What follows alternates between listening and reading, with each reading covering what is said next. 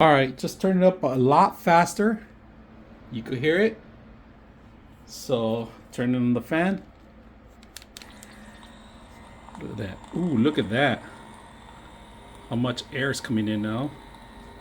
That's exactly what we want. Look at the airflow in the bottom.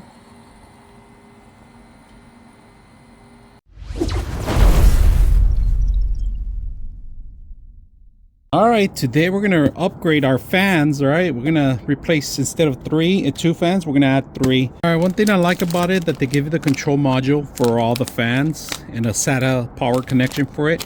All the cables necessary to need it. All right, so I'm gonna go ahead and set these up and snap them in place. And let me explain to you on these. All right, these snap easy, if you guys can see that. You can snap them together. They have the little area to snap in place. Make sure that they have contact in there like that.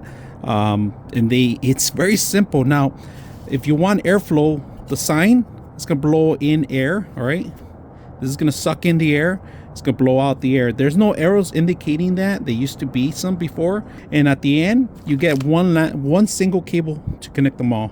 All right, so right now they have a little line here, if you guys can see it. Push it to the right and it snaps in. The line is on and off, you see that? That's one connection, and then we're going to do the other one. So start from the right and push it to the left. Just make sure it doesn't snap or anything, but the lines lined up. All right, so we're going to set a preset up so you guys can see it. Just make sure that you don't bend the pins. All right, and this connection goes underneath here. Push it in once you got it all lined up. Once you got that set up, there's still one more that you have to set up, which is this one here. And this is a micro USB that goes into the hub. All right, and this is I got a little dirty. Here's you set up an extra fans. This is like a hub for fans, right? That's what it is. Power for the whole unit itself goes through here, and you just connect these. All right, make sure that this is your RGB lighting.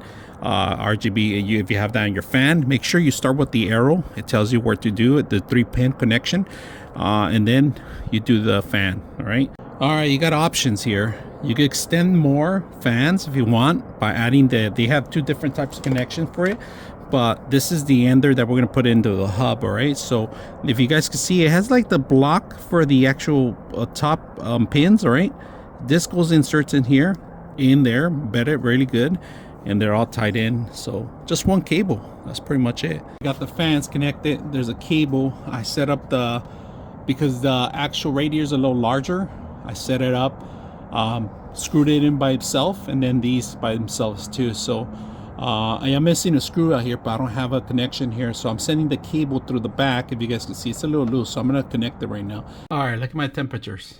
This is what I wanted to see. We're actually running really good. It's at 62, but it's jumping from here to here. But now I'm keeping it really good. Now GPU is always the same, liquid, even cooler because of the fans I just added. So keeping it really nice and cold. I won't get more lag because this thing was lagging. It was giving me issues. It was overheating. But look at the temperatures now. Before, when I used to start, it was over 100 automatically because of the overheat. See, look at the air coming in. Look at how much air is bringing in. So you can see it in here, and look at how it blows it out. Takes it out through blows it from the bottom, from the top. You guys can see that. So look at all the air. You could see where the actual suction of the air is coming in to the top. And right now I have it on low, all right, but I just want you to see how powerful it is. Look at it's blowing it out, which that's exactly what I want. So I'm doing the test all the time on my machine just to make sure I do get the right flow. Everything's cooling. Very simple, easy little test. All right, let me show you the actual system. Right now what you're looking at a corner of my computer.